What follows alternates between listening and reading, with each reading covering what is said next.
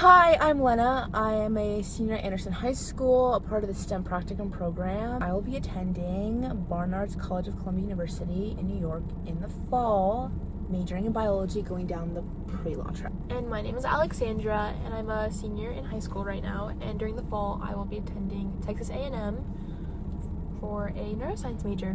So, when we first heard about the STEM practicum program, we originally had a lot of questions. We compiled a bunch of them, and we're going to do like a Q&A style video where we just take turns answering and talking about our experience. Okay, question number 1. Did you know what to expect going in? Yes and no, just depending on like who you ask, but I kind of had the general expectations, like you either go to CN, which I did hear about. I originally thought you had to go to CN, but later learned that you did not have to. I also thought that it was only like human doctors that you could shadow, and I didn't know that you could also do like general STEM, like vet places as well. The STEM practicum isn't just medical places. You can go to an engineering site or anything that fits into this STEM entity. Yeah. Okay. Question number 2, how hard or easy is it to get the sites? This depends on you and the site. So there are some sites that you honestly just can't intern at or shadow at because they just don't want you, like as a high schooler, to be in those environments, which that's fine. But you have to shop around. You have to interview at a bunch of places, because if you set your heart out on one site and they say no, in the 2-week time you're given to find a site is over, then you could get dropped from this program. Yeah, and this is not to like intimidate. Y'all have to like expand what you're interested in and literally just apply at any place that remotely interests you. As for our experience personally with how hard or easy it was, for me it was pretty easy because I originally had a plan of shadow at a dermatologist place with my friend. Then I found out about another site. This was through Miss Sumwell, and she talked about how there's like a mobile veterinarian. You get to do one-on-one like stuff with her, but I get to like do more stuff, whereas if I were to shadow like a human doctor. I interviewed with her. We actually both did. I ended up getting the position for the whole year, and I never switched my site. I'm still at that place. So for me it was easy. I mean, for some people it's not as easy. Given time in class to literally leave and go find sites and give your cover letter and all that stuff, it's a little bit different. I would say my experience was definitely rough from the start. I had this interview with the veterinarian, and I did not get the position.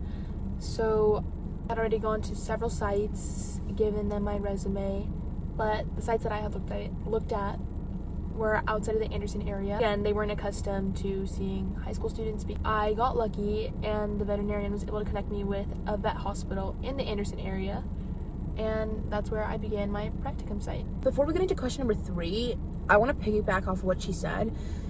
This is also an example of how you're able to gain connections, because even though she didn't get the position with the veterinarian, she still had an opportunity to get another position at another site because she interviewed with the veterinarian. It's not like just like end all be all, like you interview, you don't get the place. Some places will be like, hey, well, we can't have you here, but we could refer you to somewhere else. The end of the world if you don't get your site. It's not the end of the world. It's a continuous experience. Like exactly. You never know what's going to happen, so you need to prepare yourself to be rejected. You might not be rejected, but you need to prepare yourself for that. The 4th question is, what do you actually do at your site? So this again varies on what site you're at. You are very eager to learn. You will get more stuff out of that site, whereas if you don't really care as much, it's going to be really boring. It also depends on what your site is. If you're shadowing, you're not really going to get hands-on experience. Even then, like at my endocrinologist site, I had to sign a HIPAA form saying that I wouldn't talk about these patients outside of this area or use anything that would point back to their identity. Yeah. As for our personal experiences, I was at a mobile veterinarian, which already is like, I would say, a more niche subgroup, just outside of just a veterinarian in general, at a vet place, at a vet hospital, and she can later like detail like her experience there because she went to an actual hospital. I was mobile, so it was just her and she would be the one that was taking me to the clients' houses. We would get urine samples, we would get blood. I learned how to administer subcutaneous fluids, vaccinations, steps, the forms she uses. I mean, later on, this is way more hands-on than if you were to be at a human doctor, and it's a little bit more hands-on than if you were to be at a hospital. So it just depends. In the vet hospital, I was definitely more of an observer. I didn't really do much because these people, they all have jobs and they are all designated to certain jobs. The doctors didn't do everything. You have vet techs and people who analyze different things. All I did was observe. I didn't think it was that interesting because it wasn't really hands-on, and I found myself just standing in a corner most of the time. Just even the technicians will get bored and just stand there, on their phones, not doing much. Because me, I also love animals, but sometimes they're smelly. Moral of the story, I didn't like it there, and I ended up switching sites to an endocrinology place. Would actually go into the consults with the doctor and listen to the patients. It was all very enriching, and while it was less, I was once again an observer to the issues and connecting with the patient. I mean, originally I wanted to go to medical school, and when you're at a vet, you can apply some of the things that you're learning at a vet place to human science. I mean, obtaining lab samples, all these things, they're pretty similar. Honestly. And you learn about medicine too, the doses, the types of medicine. It's all very interesting. I realized that I was just not interested, even though I was doing a lot, and I think that's really what helped me realize is I was not interested, is because I was doing a good amount. And I am so glad that I did that, because I continued down the medical path not really knowing I'm not really that interested in it, and now I know I'm not. And while I might be continuing down that medical path, it's to be determined what I do. This new path has opened towards endocrinology, and it's interesting, but that doesn't mean I'll go in that direction. Question number 5.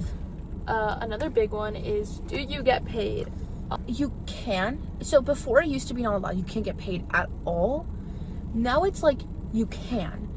Trying to find a site where you're getting paid, you have to realize that you're going to be doing stuff.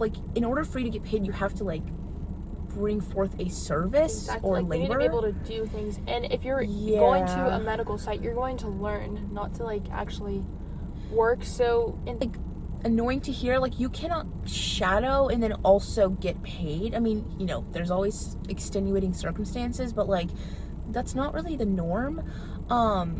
I mean, the condition that Lena was put in, where she did the actual work, that's an actual scenario where she could ask to get paid, because she's actually doing the thing. She knows how to do the things, and the doctor is putting her to I could have potentially been paid. The thing is, they're not required to do that. So it just depends. I mean, what you're doing, and there is a possibility. And also, you could kind of get paid indirectly, and what I mean by that is you won't get paid at your site, but you can meet someone who can get you a job, or the person that you're working under could say, hey, I can't really pay you, but you have this experience now, maybe you could work as a front desk clerk or something at a medical place, or could get paid indirectly. So consider that. 6th question. How do you deal with making mistakes, and are there mistakes? But you will probably mess up or make a mistake, and there's been times where I've mistakenly wrote the wrong medication when I was making a label, or I wasn't restraining an animal properly, and you will get told, hey, you're doing that wrong, fix it. But you can't take those things personal, because you have to realize you're there to do a job. Again, depending on if you're doing a job. At my vet site, one thing that they would need a lot is syringes, filling up fluids. But syringes are so tricky, and one time they asked me to do it, and I was like, okay, sure. I took it as an opportunity. I had already done it in the past, but under supervision, so I had somebody helping me out. This time I was going to be doing it alone.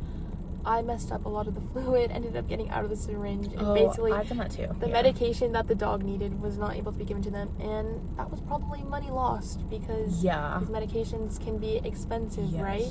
Basically, I just learned that I just need to practice a little bit more. You know, it's not the end of the world. It will happen maybe, but you know, you have to communicate. It is so much better to be safe than sorry than, you know, just not say anything at all. So, I mean, an obvious one is scrubs. Wear your scrubs, like, yes, you know, I mean, clean or scrubs. you can wear your clean scrubs. I don't know, business casual, but it's just easier to go in scrubs. Honestly, it earned you a little bit more respect for me when I was at the endocrinologist site. People would see me in scrubs and realize that, you know, I was probably like smart enough to be in this room and had like worked hard to be in this room, so I do command some respect in this situation, right? So that was our experience in practicum. And again, that's just our individual experiences. I mean, we both focused a lot on like vet stuff. She did, you know, eventually switch, but like, without having these extra internships or having internships, you know, that the average high school student wouldn't have, I don't know if my college application would have been as good. You gain experience and it saves you so much time in college from having to see what you're even interested in, because now I know, hey, I don't want to go to vet school and I don't want to go to medical school. The upper hand, and you can apply like things that you learned in the classroom, like anatomy, physiology, to what you're doing at your practicum site, right? Yeah. Thank you for watching. Yeah.